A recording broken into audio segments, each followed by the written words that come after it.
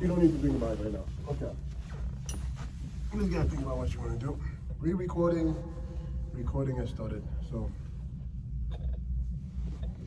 what you want to do, man? What you want to do? Okay. Here we go. All right, here we go. You can look at your note. You can do what you want to do.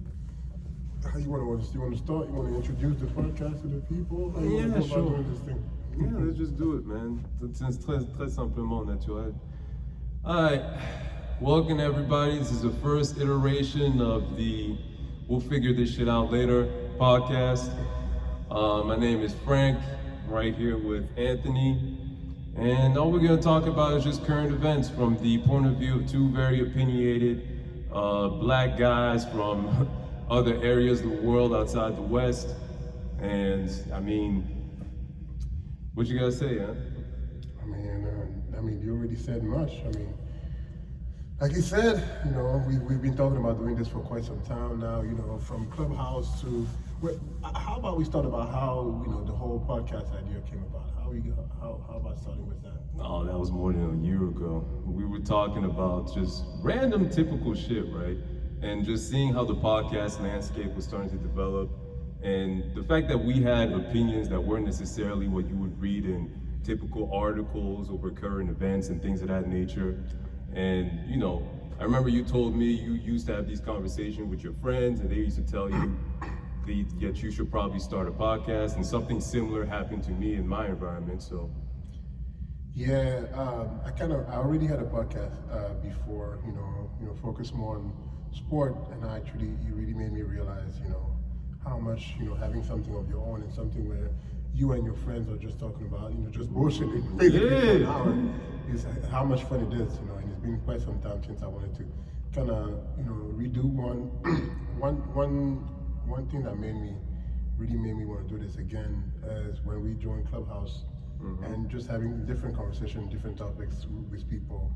And I was just like, man, I miss this shit, man. I miss doing this, man. So hopefully we're going to be able to take this off the ground and, finally get something concrete to the people. So that'd be cool if we can do that. So yeah, I just wanted to talk about that for a little bit, Yeah, because at the end of the day, obviously there's going to have to be some work put in for this type of thing, but this is just fun. These are just the everyday, typical conversations that you and me be having. The barbershop conversation. Yeah, man, that everyone be having with their friends.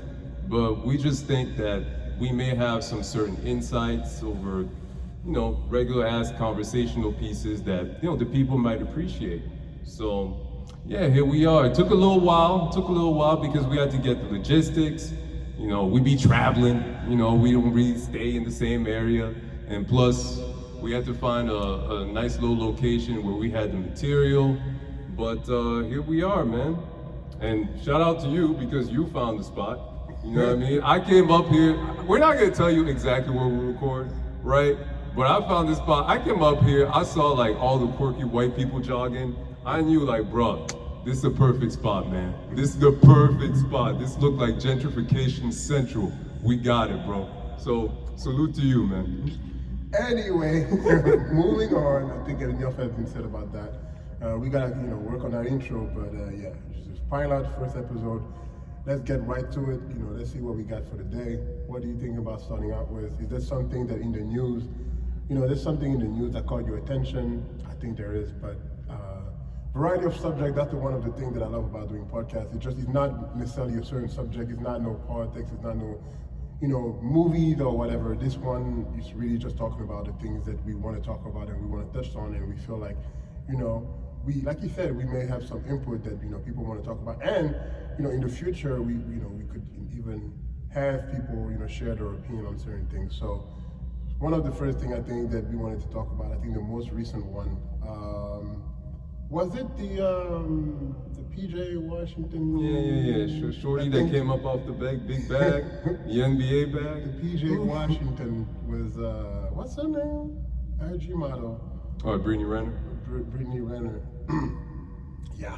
So, what do you first want to say? If everybody's familiar, because I think you kind of have to go back and kind of give a short story. Because at this point, I think everybody already heard of the story. But you know, if you want to give people maybe a little backstory. I mean, we all know the popular refrain, hoes be winning. That's pretty much the number one thing about that. But Are they winning though?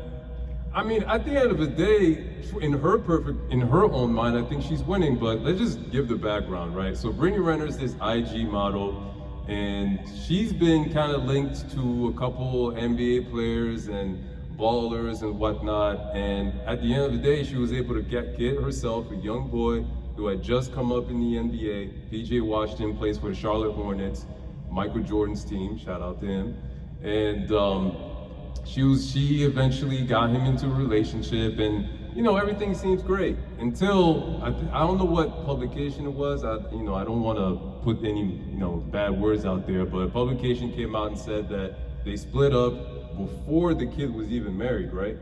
Well, before the kid was even born. I'm sorry. Mm-hmm. And now she was going to get him on millions upon millions on child support. $200K a month. Yeah. That is, which is a whole other conversation about child support hustle. But anyway, we're not going to get into that. But continue. And so now the conversation piece is, people are kind of looking at PJ Washington with a little bit of vitriol, because the thing about Brittany Renner, she would be in her IG pics, IG models, she would be doing lives about how she dates NBA players, athletes, rappers, and what you gotta do to trap them.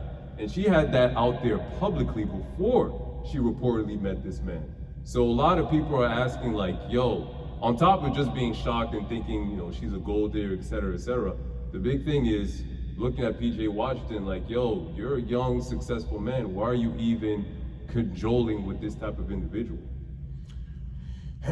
There's so many ways you can go about doing these things, man. Because on one side, yes, she put it out there, and that's the thing that I think a lot of people. I think there's two sides. There's the one side that's with him. There's the one side that's talking about he's being groomed because he was about, I believe he was, in college where maybe underage or whatever, where she was going to the Kentucky. That's where he went, right? Mm-hmm.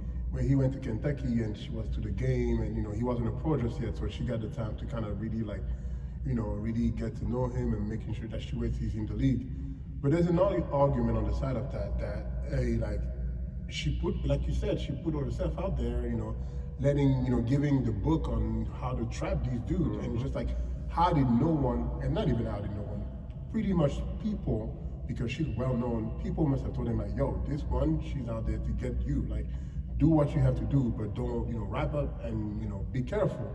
So I think there's this argument where not only he was an adult, because he was 22, so at 22 you're an adult. You can drink, you can smoke, you can go to war, you can buy a home, you can do a whole lot of stuff once. Which is another conversation. It's another conversation. And second, she put her stuff out there, so you really only have yourself to blame in this scenario. Me, what I personally believe is just like, that's just the generation we are in nowadays. Like you said, I don't know if it's the hoes are winning, but just the Cardi B, the Megan Thee Stallion, not saying they're doing anything bad, but it's that's just the world we're living in nowadays. Does that mean you have to accept? No, but it's just like, man, I want to say, like, on one side I feel bad for these athletes because, I get it, like you're so young, you have so much money, and you never necessarily had a chance to be with a woman that looks, because a lot of people are just like, man, she don't look bad, she's alright. I'm like, yeah, you said that, but at 18, a lot of men, a lot of us want to be with women like that. We don't necessarily know, what a woman, is supposed to look like, or, is supposed to bring to a relationship. So once you have money, a lot of us, no worries. So a lot of us, once we reach a certain level, a certain financial status, those are unfortunately when you're young. Not even when you're young. A lot of men, that's the woman they're shooting for. So once you have money, you will go for a woman like that. So, what do you say to that? It's like. From my standpoint, it's more like, I get it, especially when you come from a particular background. I don't know what his background is. I should maybe research that, I don't know. But when you come from a particular background where, maybe you don't see a lot of different things, it's easier to get trapped. It's easier to get trapped into the idea of money, fame, and the beautiful women, right? At the end of the day, as men, we all want that. But when you come from a certain environment where you may not have had that, to the extent that you're exposed to once you gain that fame and everything that comes with being an NBA player, it becomes an even more difficult situation to manage. But my thing is, when you said that, especially in this day of age, I'm not so sure if it's a day and age thing. I think the idea of beautiful women being able to be with rich and powerful men has been something since the dawn of time.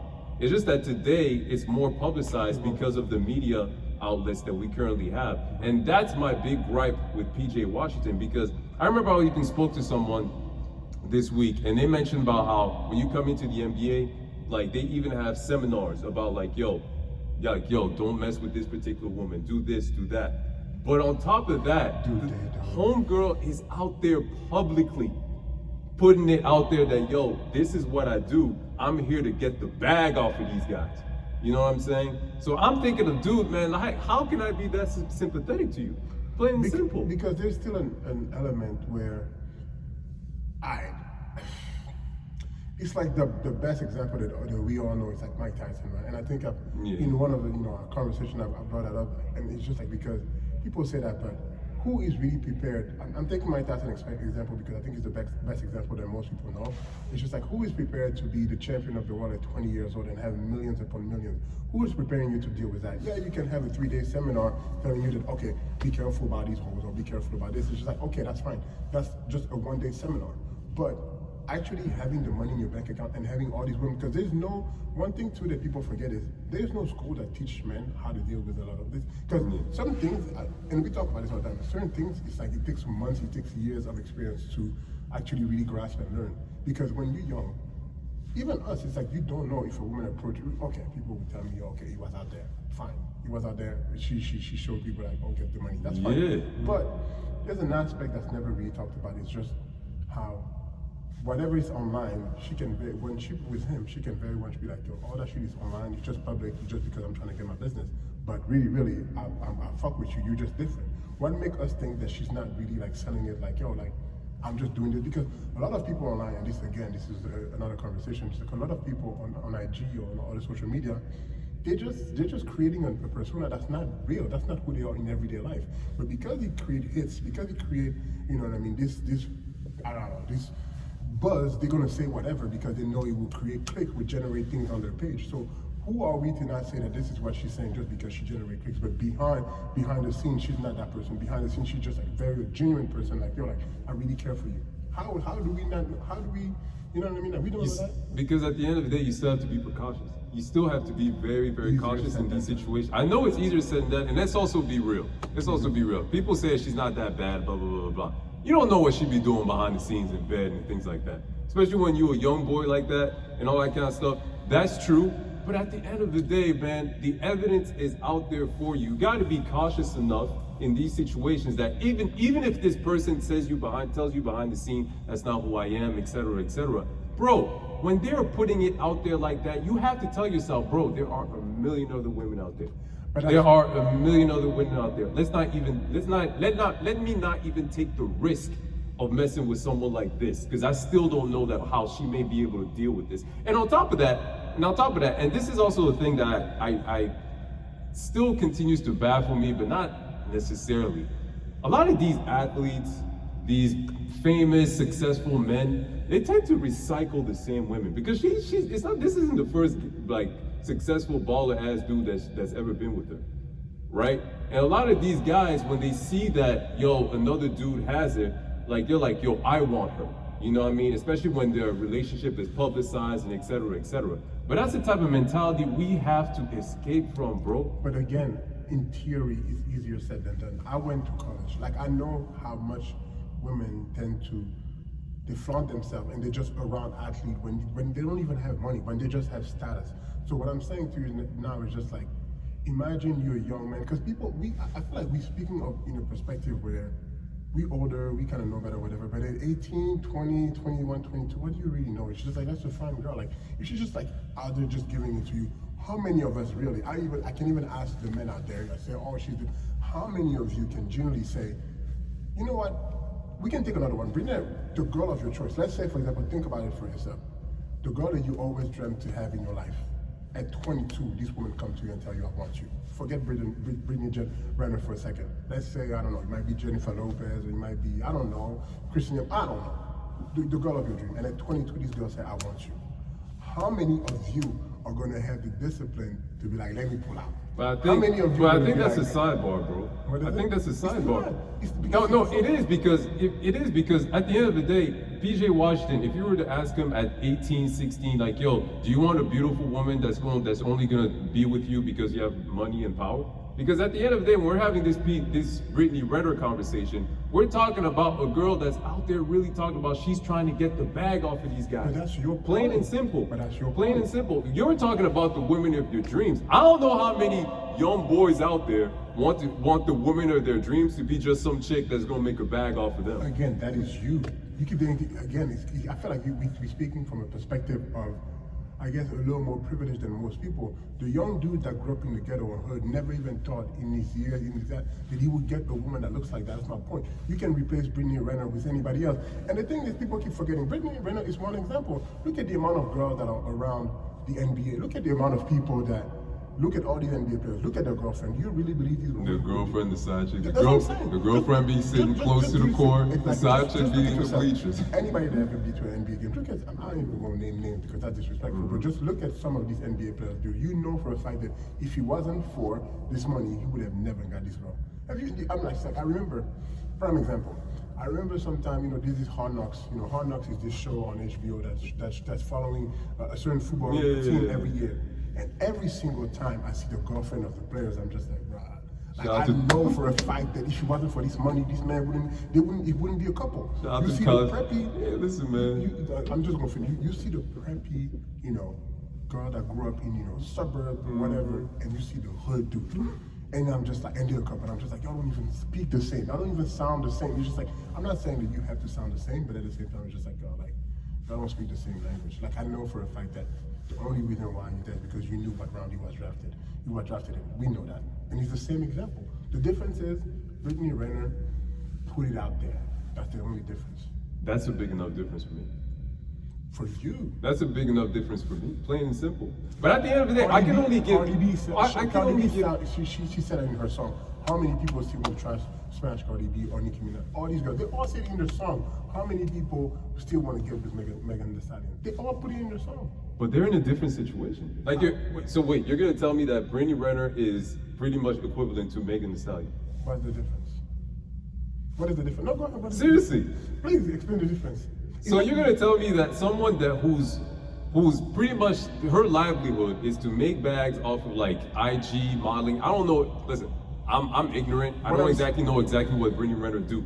But compared to someone like Megan Thee Stallion who has a career of her own, yeah, she shakes ass, she sells sex just like Brittany Renner does. However, she kind of has her own situation. Because you can see it from your mind because you think about it. But the message she promotes in her song, what is the message? But at the end of the day, it's still a song. You can see that she has her own life going on. I agree with you, but the message, do you think that these girls are listening to, she has a career on her own, or are they listening to the message? When Beyonce think about all single ladies, what do women listen to? The single ladies message. Okay, now you put this conversation in another range. Because now you're trying to look at it from the perspective of Brittany Renner and the young girls that they are influencing. Yeah. And they're good. Okay. Yeah. Right. Yeah, but anyway, anyway. Let's just end this conversation on saying this, man. PJ Washington, I don't have no sympathy for you at this point, bro. Because it just came out that he's out here with another Instagram bag. Like, homeboy has learned nothing from this situation. How am I supposed to be sympathetic for him? I'm not giving him no happy meal. No. Tough luck, bro. You're gonna lose all your bags. I'm not saying that we should be sympathetic to people like him. All I'm saying is I think and I'm probably going to say it a lot, the bigger issues is the societal problem that we have with how young men that has money are being viewed. Anyway, man, I don't feel bad for him either. Yeah, we all love Salmon, pretty much. But anyway, moving on, what else that we had on the plate that you wanted to talk about, you wanted to touch on? I mean, we're talking about also Hollywood, right? And how a lot of these new shows are coming up like pretty much reboot or rehashing. They're pretty much recycling the same ideas over and over again, right? That's exactly what I thought when I came over here. I was like, yo, man, this era sounds perfect for like a Friends reboot. You know what I mean? Like you know, but they keep doing that over and over. I came up with a certain idea, but I'm gonna let you start. Exactly why they're doing that. The reboot, I mean, first of all, I'm not about these reboot life. They do that with movies, they do that with like Lion King, 3D, whatever. You know, they're doing everything reboot. It's just like, what happened with the inspiration? I don't know. It's just me, I'm quite tired. I feel like we're losing, like, I don't know, it's like, look at like a show for like Insecure, for example, right? Never, you know, people never invented a show like that. It's just like, so it's possible to create new things. There's so many ideas out there that could create, you know, good content, and I don't know why they just don't tap into that more. They just want to go back to what made money, like Fresh Prince reboot shit. Fresh Prince reboot, and it's just like, I know it was popular at the time, but is it gonna be popular now? And is it? And I feel like, oh, it's gonna maybe even hurt the show. Like, you know what I mean? The brand of what the show was. Like they redid Full House, and then they said Fuller House or whatever. That, I mean, all those, I'm just like, guys, like, why can't you just let a classic be a classic? It's like now they're gonna start doing Friends. You know what they're gonna do? Friends, you know, the meetup 10 years later or something. Yeah. You saw that span in your Twitter, right? It's the Twitter attitude. It's just like, it's getting Hollywood, man. It's getting ridiculous, man. Like, I feel like they're being lazy with the writings and things like that. Like there's so many ideas out there. That's a key point. Okay, so not to cut you off. So I have two ideas as to why they're doing that. First, obviously, like everything in America, is pretty much the line of Cuba Gooding Jr. in Moneyball, right? Show me the money. It's all about money, money, money. A lot of these executives, they're a lot they're tone deaf. They're old guys in their little offices in the studios in Hollywood, and what they believe that pretty much what happened in their glory days, let's bring it back. Let's reboot. Let's see if we can make some more money off of that. Especially with streaming having come along. Like look at a show like The Office, right? The Office, The Friends, like those Seinfeld, those classics. They're redoing How I Met Your Mother. Go ahead. Those classics, but they're streaming like crazy on these streaming platforms, right? So they're believing that, okay, since these old shows, these classics are still very, very successful, let's try and see if we can bring it to the next generation into something that they can maybe identify, but it's the same thing, right? The exact same thing. At the end of the day, they're not trying to make, is that also, they don't want to really take risks into new things and things of that nature. Like they just want to like pretty much rehash the same thing that already worked. And the other thing that I think, right, I think it's also generational wise. You speak about Insecure. Insecure, like the idea of it about relationships and especially between, you know, young black people, that wasn't really done to a huge mainstream level as far as just the environment would allow it. Because back in the day, for example, Friends, right? The precursor to Friends was Living Single. And that was a show that was centered around black people, that Friends pretty much took the same idea and made it white people in, you know, New York, et cetera, et cetera.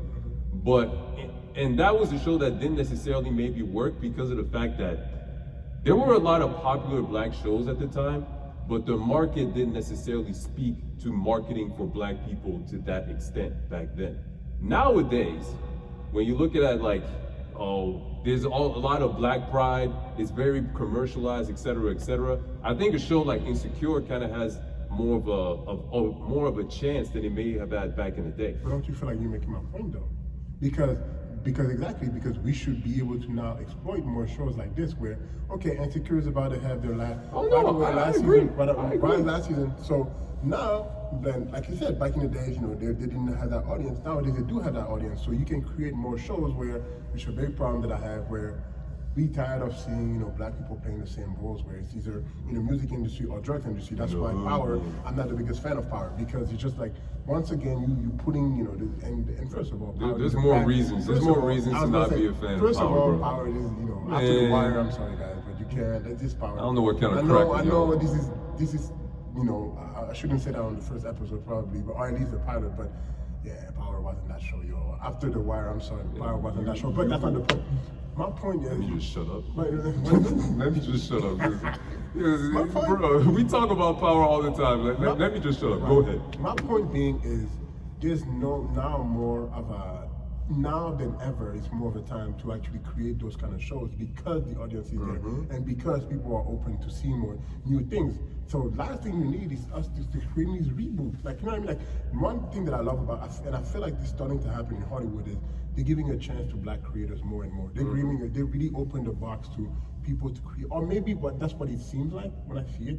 I feel like, you know, they're giving a platform to more black actors and more. Look at what's his name, Childish Gambino, man. Look at the work he's doing with ATL. Like, I'm just like, so there's this platform that's there, and I don't know why they don't, you know, take more advantage of that instead of creating these new, I don't know, these reboots that makes no sense to me. But anyway, that's what I feel about it. You know, if they gotta make a remake, the only remake is one is I want to see is a Spawn remake. You know, and they can recast. Which one? Spawn. Never watched the it. Black the hero movie. Oh man, that was a really good movie. 95. Never watched it. Okay. Played by Michael J. White. Okay. Yeah, that was a really, really good movie. And the thing is, the reason why I'm saying this is because now, in terms of movies, we're in the superhero era where they make all these superhero movies. So it would be really cool to see Spawn, the remake with all the you know special effects that they have now. It'd be a real cool movie. But anyway, yeah. There's that. I also think like maybe some of the writers they give a chance to in Hollywood are not that creative, plain and simple. I don't believe that though. They give a chance to the ones that they give a chance to. Even that I don't believe it though. No, I really don't believe that. You know why? You know why? Because you mentioned like a show like Insecure and et cetera, et cetera. But I think a lot of the things that they look at now in these Hollywood studios is, yo, what's trending on social media? True. So now let's focus a show on what's trending on social media and let's just put it out there and see how it works. And they're doing they're trying to figure out how can I put an agenda on the show. Plain and simple. Listen, man, I'm not here to say that. No, but just like there's one particular show that, you know, it ends with ish. I've never really watched that show like crazy, but I'm like, man, sometimes like it's kind of like that show that Ice Cube. Insecure is an example that Ice Cube. It was a good day. With a record like that, like, yo, you don't always have to put out the agenda. Just show how people that, you know, may have some sort of stereotype attached to them, show how they live their regular lives. Simple as that. Be somewhat creative, sure, but show how they live their regular lives. And outside of just the, you know, the social media topics, whether it's social media, social justice, et cetera, can we just show normal people doing interesting shit that we can all relate to? So that's what I was going to say. I think, but what is normal first of all nowadays? That's one. But I was going to say, I think my thing is, I feel like nowadays they're no longer worried about creating art. It's more about making what makes money and what's not going to hurt the audience. It's always been because the problem is like one point that you've made that how do we agree? Because that's what's happening now in Hollywood is what's cool on Twitter. How many Twitter followers does this person have? And we're going to put them on the show. That's what I'm saying. It's like it's no longer about art. Where back in the day, you look at an actor, you look at someone that's in a movie, and she's like, man, this performance was so good. People were receiving award, and they actually, I do believe they earned this award. Nowadays, it's just like, okay, this person got 30 million followers. Let's put them in a movie. They can't act for shit, but let's put them in a movie. You see what I'm saying? Or like you said, what's trending on Twitter? Okay, this subject is really cool. A lot of people clear. And who's running the Twitter is more so liberals, you know, which is, you know, a lot of social justice warriors. What do they care about? They care about this. Yep. Let's create a show around that. The show is whack as shit, but guess what? It's not going to hurt nobody. But I mean, I feel like it's not going to hurt nobody. But is it really, really? Like a lot of think about this. A lot of the shows that we talk about, if we redo this show nowadays and we remove some of the jokes, will the show be the same? Like we talking about Friends. Friends is an all-white show, a white cast. Nowadays, if they redo Friends, two of these people are gonna have to be. Hey man, two of these people are gonna have to be gay. Listen. One of them's gonna have to be transsexual. Yeah, that's a good point. Friends. But is it gonna be the same show? That's a good. But you know, I think that's maybe the downside of, and this was what I was getting to, like the lack of creativity that they give a chance to. Yeah. Because we are in a new era that's really digitized, right? So we have constant amount of data being thrown to us. And now they're mining that data and seeing how they can use it in order to make as much money, to optimize their revenue. So a lot of that is just hard numbers, but there's no real fantasy behind that. There's no fantasy, there's not imagination, there's not creativity. There's not those shots in the dark that can actually give you, you know, a nirvana. You know what I mean? They're just looking for that concrete, sure thing, but, you know, that may not give you the best quality at the end of the day. It's not going to give you the best quality because at the end of the day, I think people genuinely want, I don't know, I think people just want something to resonate with them. I think I don't know, I think they're just taking this whole thing, I don't know, too seriously, where people just sometimes just want to laugh, they just want to be entertained. And I think that's what's missing in a lot of these shows, just like people just want to be entertained, man. Like, I mean, what is entertainment nowadays might be something else, but just like, I just want to watch a show and just be like, yo, this is cool, you know, and not have to think about all the crazy stuff that's going on without having some sort of agenda on that show, you know. But maybe that's just me. Maybe that's just my opinion. Maybe some other people, and that's another. Some people want to be represented. Some people, because hey, that was a conversation with black people. That's how it started. A lot of black people feel like they were not being represented. So, you know, I don't know, man. I don't know what's the solution, but it is what it is. We still felt like we had to touch on that, but yeah, man. If people are for these reboot, that's great. Me, nah. The thing is, usually the sequel sucks, bro. All around. Usually how many movies can you think of where the sequel was really, really good? The only one that really comes to mind right now is Rush Hour 2. Yeah. The Bourne did a good job. Bourne, yeah. I can't even lie. The Bourne. But other than that. But historically, that's something that you could see. Like, usually the sequel does not work out to that same level. Godfather is an exception. Another one, okay. But Milan, I heard Milan was trash. Man, we both anime heads. They started Dragon Ball Z again. I am never watching that. I saw one episode. I was like, no, I'm done. Y'all not about to destroy my childhood like this. I heard it's pretty good. The people said the new one on good. I'm not going to watch that, but I heard you had that. But you're right. Man, one of the villains looks like a chia pet. I'm not doing that, bro. I'm sorry, no. I'm not doing that. No, I agree. So what else we had? We had Well, okay, so let's have this argument, right? Because we were on Facebook and you added me on this thing that said that what does Drake have to do to be seen as greater than JayZ at this point? And I just told you, get help, right? That's all I told you, right? It's an interesting thing because, and this kind of ties in, it's a great segue to our previous conversation, where it's maybe about quantity and the amount of revenue that you can make over quality today. Because that's kind of where I'm going with this Drake JayZ thing. He's the music head here. I'm not much of a music head, at least not anymore, man. It's hard for me to keep up with everything that's going on. What's the last album you heard? But I remember 87-1 or Usher. Nah, he's like 20 years ago. I don't know, but I remember you made a point, because we were talking about, because I'm not a Drake hater. I finally came to accept the man as an artist. I was a Drake hater, I'm not gonna lie. But you made a point, in one of our conversations, you made a point about Drake probably came in a weak era. That's the reason why he's doing so well. This era doesn't really have a lot of, and I'm not counting JayZ. JayZ is a different era, but he came in a weak era. You put him in a different era, he wouldn't do so well. So now, in an era where everything's so digital, that's the reason why his numbers go so crazy. And the only person he has up against, in a sense, might be Kanye, And I guess, do you still stand on that belief that you told me that I think he's kind of a weak era, or? I think my opinion has somewhat changed on that. I think the era has changed. I think it's mostly changed on how we consume music, plain and simple. Right. Because I think back in the day, people made a lot of music, particularly in hip hop, where you were discussing, all kinds of different subjects, et cetera, whether it's social justice, this and that, and it still goes on today. But I think what I have to give a lot of props for Drake, first of all, let's just talk about Drake's mission. Drake's mission is to be the biggest artist out there. There was this one interview I saw of him, I think it was about 2 years ago. It was a Rap Radar podcast, shout out to them. And he said that his mission, his goal is to be the music of this generation. That when they go out, they want to listen to him at all times, right? And I think in this particular era, we just want to listen to music that we can move to, that we can have fun to, that's it. You know what I mean? And I also think that with streaming streaming nowadays, we don't really listen to albums the way we used to. Right. Back in the day, you would have to actually go into a store, buy an album, rip off the plastic, and listen to it for a while.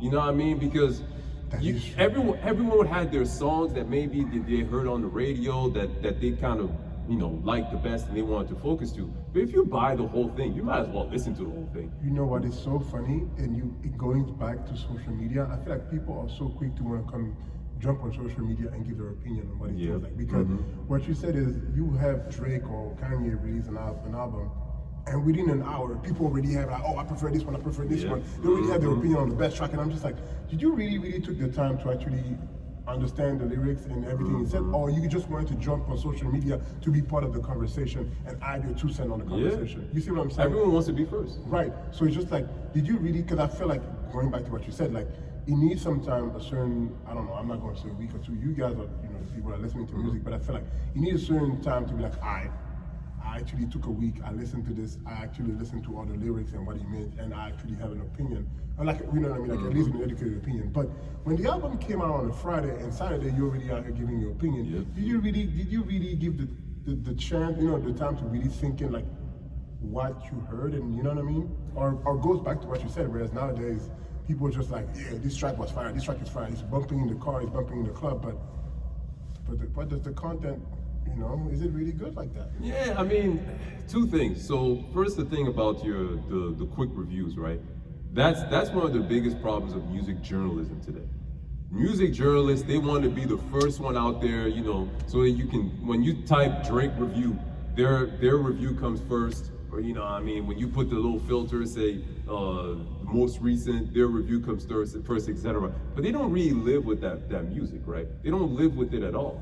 But I think also the one thing that maybe hurts Drake is that because he's so focused on being what everyone listens to at all times, he's maybe eschewing certain conversational points. And maybe he's not also taking certain risks. Because he's always gonna have those numbers.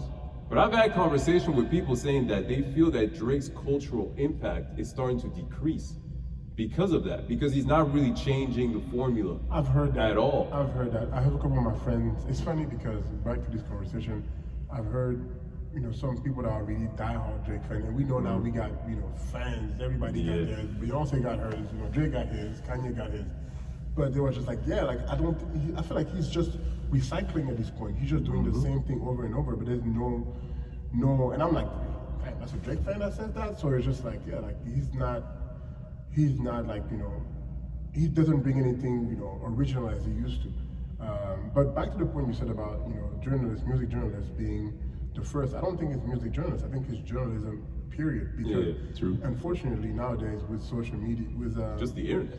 With the internet itself, it's just like nowadays we all are journalists, because you have a phone, you can record something, a fight broke out, you're the first journalist on the scene. So, you know what I mean? So now they have to fight. You know, that's the reason why the journalist profession as a whole is dying, because just like everybody's his own journalist, everybody's his own blog, and now it's not even about quality information, but it's about who's first. Like you said, it's about who's first, who broke the news first, who was just like, hey, I got the gig of when Kanye album's gonna come out. Everybody want to be first because everybody wants their page to get the traction because I'm the one who broke the news. So, you know, that's I mean, you're right.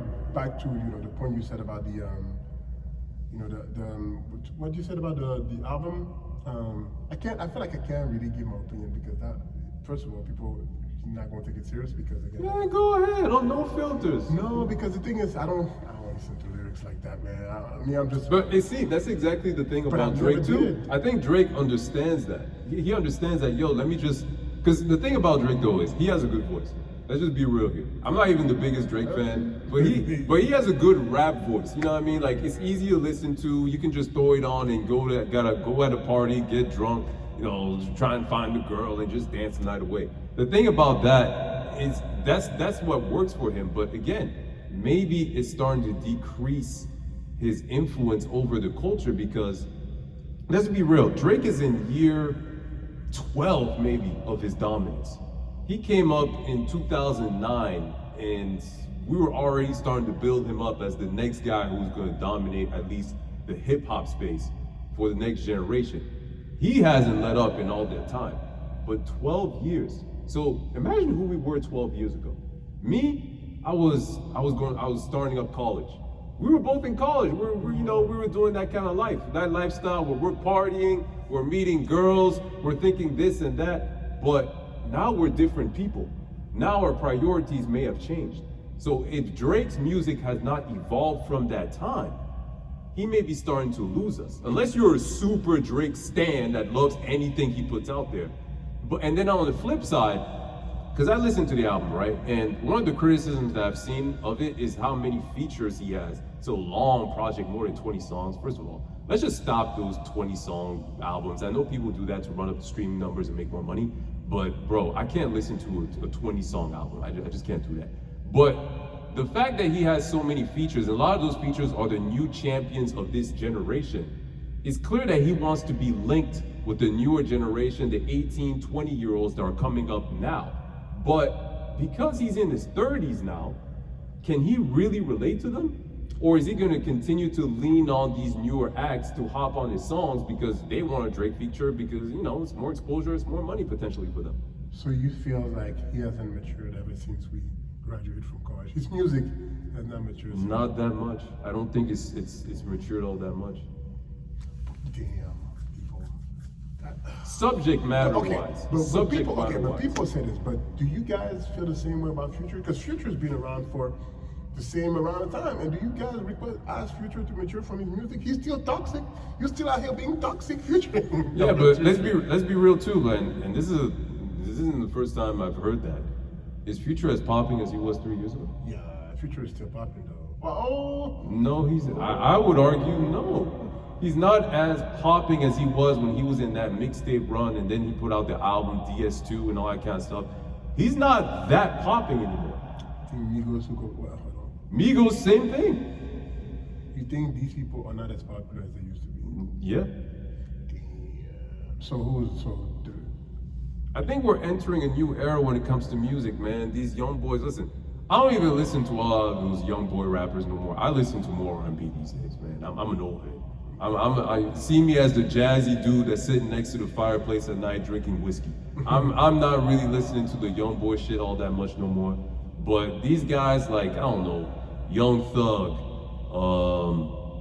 Playboy Cardi, like I don't, Lil Baby may be the most popular newer act out nowadays. I think they got next. And I think Drake, he really is trying to attach himself to these kids because he understands that. And the baton, I feel like they're passing the torch and you wanna, yeah. So, but he may not be willing to pass the torch. He may be like, yo, help me carry the torch a little longer. So you're saying all this, but how do you answer Kanye into this conversation then? Because, you know what I mean? Because Kanye just came out with an album as well, and we meant to talk about this, but I feel like we haven't touched on that. So do you feel like Kanye album has matured? Or no, not Kanye album, Kanye music has matured. Would you put him in the same level? Because aside from all the craziness that's been going on with Kanye and all that, we're talking about purely as the artist. Where do you put him, in this artist conversation? Kanye, the thing with him is, you say if he's matured, I would say yes. Even though I don't really like the music, with content-wise, he's talking about God, all that kind of stuff. He's always talking about God. And he's, truth be told, his first, well, maybe his second big single was a record called Jesus Walks, right? So God and religion has always been a vital part of his music. But nowadays, it's like constantly in his music, right? The problem with Kanye is just the music isn't up to par. This album is, like, I like it somewhat, I guess, but the music isn't up to par to what we liked in the past. I think that's his big problem. And I think also the thing that I don't understand about Kanye, well, I kind of understand it.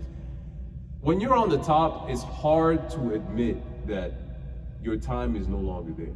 You know what I mean? Like, yo, they're moving on to something else. I think Kanye still wants to be the number one, and that's fine for him. But to me, I kind of like to see my legends age gracefully. Kanye he's obsessed with staying number one. I think that's the number one reason why he's beefing with Drake. Because he sees Drake number one and he wants that spot.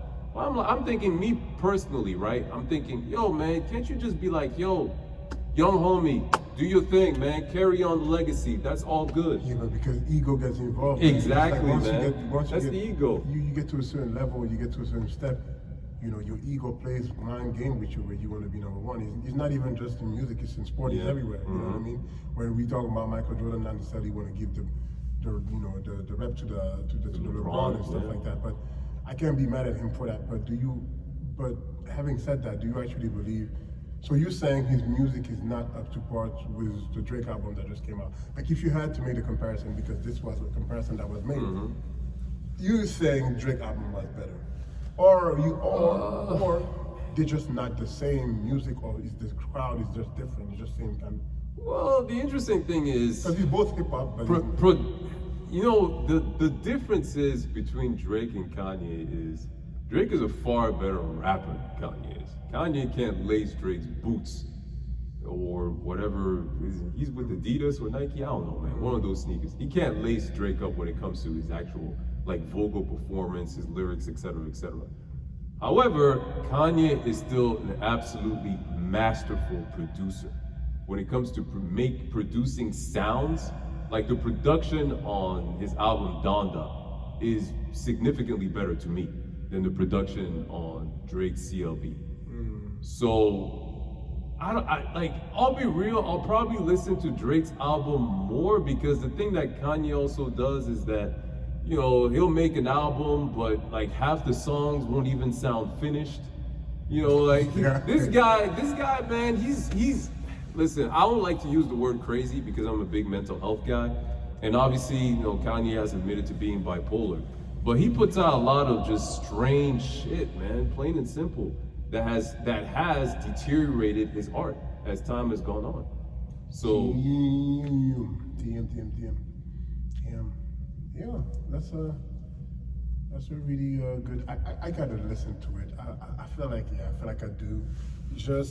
I'm kind of like you. I feel like I'm getting to the point where it's hard for me to keep up with all these stuff that's coming out nowadays. But we're old, man. You know, we're but old, man. Gray hairs popping. You know what I mean? I don't even feel like I would be able to, because I don't even feel like I would do, because we all look for different things in music. Like, for example, me, I said I don't listen to lyrics because I'm more of a sound guy. Exactly. Like I really like sound, and like I really like beat and stuff like that. So I'm not gonna pay attention to content in the lyrics the way some of you guys do. You know what I mean? Like, so whenever these conversations or like who's the best lyricist or who's got the best MC, and I'm just like, I can't really tell you. Like, we're not going to get in this conversation, you know, but it's just like, yeah, like people talk about Eminem, I'm just like, I hate his voice. No, thank you. I'm like, I hate his voice. I'm sorry, he sounds like a kid. So for that alone, I can't get indulged into his music because I don't really like the way he sounds, you know, whereas Gucci, man, old and new Gucci, I'm like, yo, I'm all about that because I just like the voice, you know. So, but it's always interesting to see what people think, you know. I'm sure, and you know, we'll have more of these music segment, you know, as time goes on. But yeah, man, you got one more subject you want to touch on? Yeah. Before we get out of here, because I feel like this is. Yeah, we've been talking a little bit, man. Like. Yeah, just some of our favorite shows, man. Like, we were talking about Insecure. What do you think is coming up next in this next season? Oh, yeah. Damn. Last season they ended with Lawrence and cliffhanger, that man. Girl. What's her name? Everybody talk about her. What's her name? The girl that he's messed with. I'm sure someone. I forgot her name, too. I forgot her name, too. Cute. Shorty's cute, though. But anyway. Was she a little more, she was more light-skinned than Issa Rae, right? Yeah, that doesn't matter. Well, yeah, but I'm just saying, let's just call her more light-skinned than Issa Rae. Nah.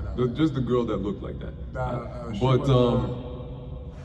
her name was... I forgot her name, but anyway, his would-be baby mama at this point, right? I don't like the term baby mama, yo. Me neither. But it is what it is, man.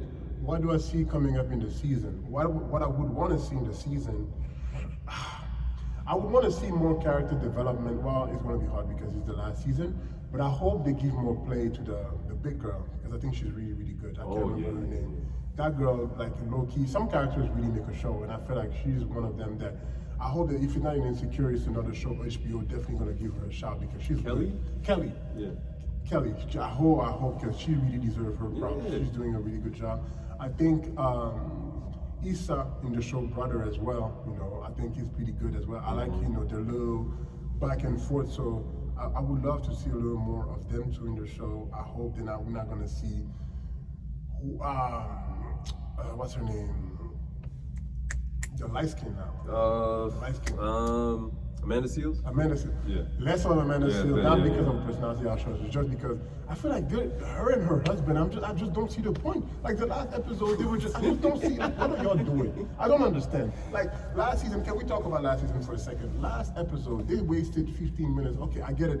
You want to talk about how postmodern is, is important, but at the last episode though, it's just like, I feel like they're just taking space with these now. I feel you kind of have to expect it, man, because at the end of the day, let's be real. The point of view of the main characters of Insecure is, like, the main character is Issa Rae, and it's the point of view of her and her crew, right? Especially, and those are young black women.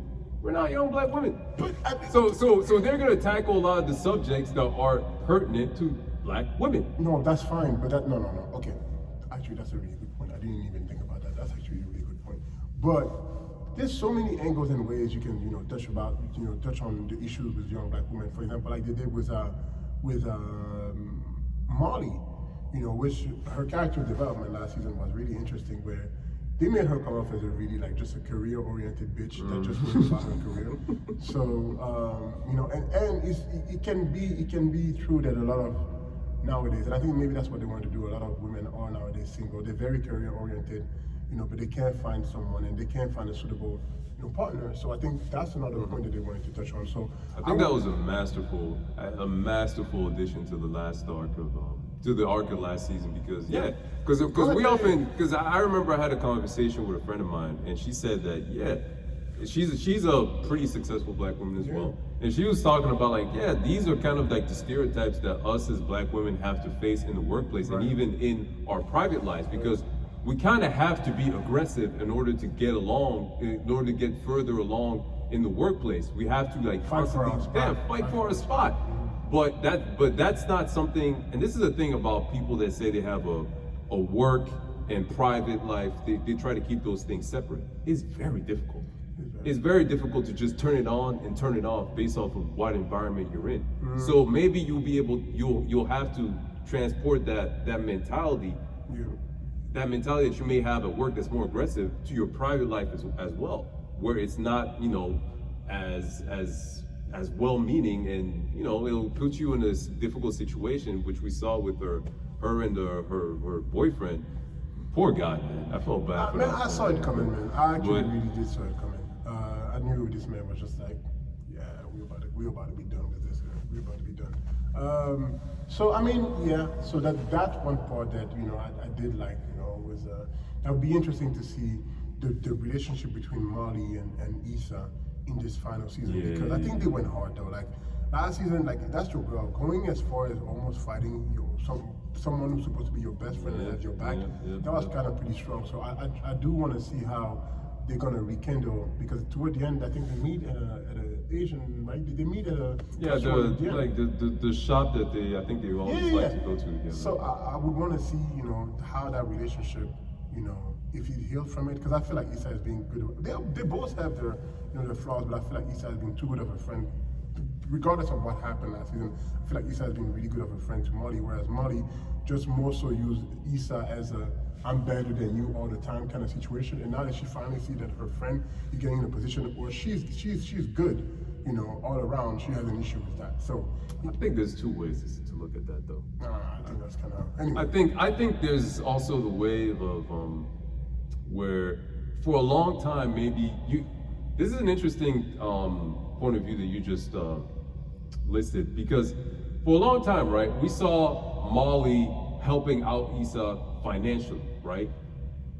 Sometimes she would let Issa stay at her crib, sometimes she would let Issa like borrow some stuff, money, etc., right? And I think maybe there's also the possibility that going forward, she got tired of doing that. And she got tired of Issa also like constantly asking her for things. For example, for her block party, right? for the block party situation and all that kind of stuff, and that Issa wanted the information from Molly's boyfriend, and Molly told her like, yo, things are kind of iffy between me and him. Like, I understand this would be helping you out, but at the same time, I don't want you to hit him up for that type of thing, right? And Issa still did it. You know, at the end of the day, whether it made sense or not, me personally, I agree with you. I was like, yo, that's an easy alley-oop. You could have just given your friend that, right? But if your friend specifically asks you not to do something with her boyfriend, I think you should just acquiesce to that request. But this is where, and I think that's why the show is such a great show, is because we relate so much on some of the issues, you know, that they are showing on the show. Like, for example, this particular issues, a lot of people may have that friend where you think is a friend, but it's only helping you because you just want to, I don't know, keep you around or show you that, you know, they're helping you to a point where, as long as you're doing worse than them, or they're good, but as long as you're somewhat doing better than them, or you point to doing better than them, now they have an issue. So is it really, really friendship, or is more so, I like to help out? You see, you kind of see what I'm saying? Like, for example. But I think that the two of them had issues for seasons. There's been a couple seasons that they had issues. They got worse the last season. They got to a breaking point last season, but for a while, I think maybe 2 or 3 seasons ago, I remember watching an episode where they said, yo, we're not good, are we? And they already had some conflict here and there. Right. Right. But I'm saying, it's like, the way I think Molly went about it, I guess the way they turned Molly, you know, character toward at the end of the last season, to me it's almost like, in a weird way, you have everything, but you still envious of your friend, in a sense. Because Issa may not have a lot, but she's happy with who she is. Yeah. Whereas Molly has everything, but she's not happy with who she is. And that's the thing about it. It's just like, and the block party represent that. It's just like, finally, your friend is in a position where it may not be money or whatever, but she was able to create something of her own that she had, like one of the big artists come out. I don't know the name again. Like I Vince said, Staples. Again, she shows how much I don't know about music, but Vince Staples came out and it really turns out well. And at the end of the day, instead of being like good with your friend, and which is a good friend should do, is just like, we talk about it behind. She's with her boyfriend, I'm with whatever. We can talk about it after. Like, you know what you've done, we'll talk about it later. But for you to just confront her right here and there really made me question, like, do you really want what's best for your friend, or you just more so because you're just not happy that she went that way? Anyway, like I said, I would want to see, you know, what's going to happen between the two of them. I hope, because we all want a happy ending, so I don't know. Man, I was going about to say something. What, Lawrence versus Issa? No, I was about to say, man, hopefully, Condoleezza, no, it's not Condoleezza, Candace, whatever. Hope, man, the baby's gonna be born, man. I was gonna say something very bad. But it's such a messed up situation. I know what you're about to say. Because listen, right? As we watch the show, we are getting attached to the people on the show, and that's the reason why we have the Issa versus Lawrence, because people start identify themselves with. Some people see themselves as Lawrence, some people see themselves as Issa, and we want to see them win. So it's just like, at the end of the day, it's just like, man, like, it's a good couple, and when you look at the show, it's just like, those two belong with one another. Like the humor, like this one show, for example, like when they meet again at the restaurant and she fall, and I think he laughs and he helped Robbie, just to show you like the chemistry they have, where it's just like, she could be embarrassed with somebody else, but with him it's just like, man, you know me, you know what I mean? Like things like that were just like, man, like that guy, that's genuine love. Like, we understand each other at the end of the day. So for that fact, I think people want to see them win, man. Ain't nobody want to see them win. We don't want to see them win. Hey man.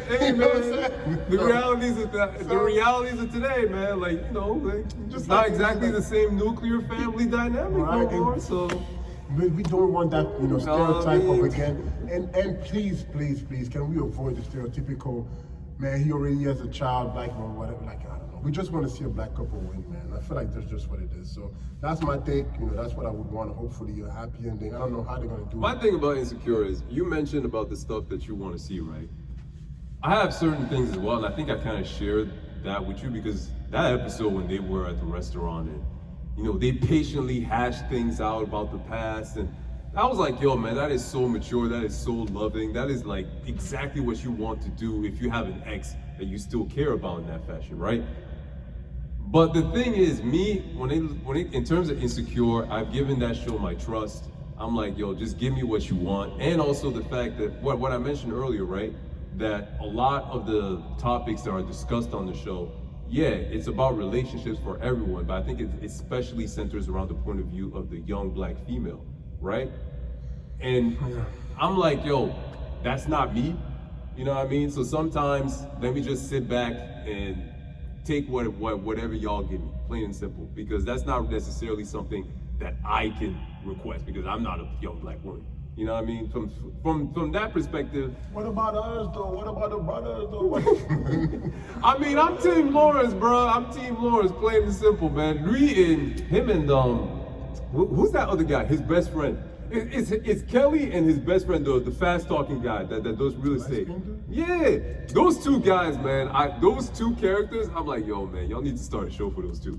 Y'all need to start a sideshow for those two. I really hope that it's not the type of thing where, you know, there's an edgy character, but at the end of the day, you find out that edgy character is only cool being a secondary character and not the center point of another show. But hey, man, well, let's see. Again, Insecure is one of those shows that I've given my trust to. I'm just looking forward to it. So you don't have anything that you would want to see happen in the final? It's the final season.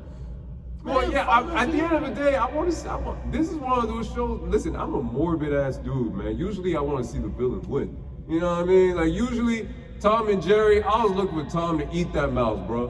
Plain and simple. Like, I'm that type of guy, but for this particular show, I do want to see them get back together again. Plain and simple. In a nice fashion, get back together. We'll see what happens with the kid, but I want those two that clearly have so much love for one another.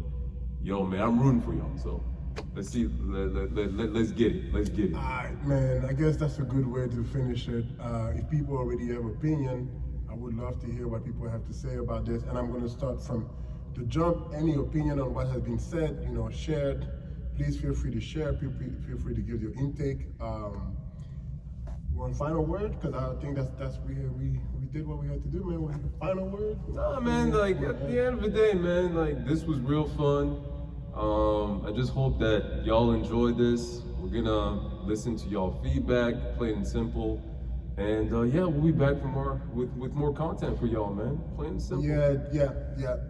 Just gotta work on doing this. Like I said, we'll figure it out. We'll figure it out as we doing this. So hopefully you gotta bear with us. But yeah, it's fun. I hope we'll be able to do more of these things. So yeah, because I enjoyed this a lot. So yeah, man, stay tuned. Stay tuned. Be up, and you know, get your money. Peace. I liked it. 1 hour 2.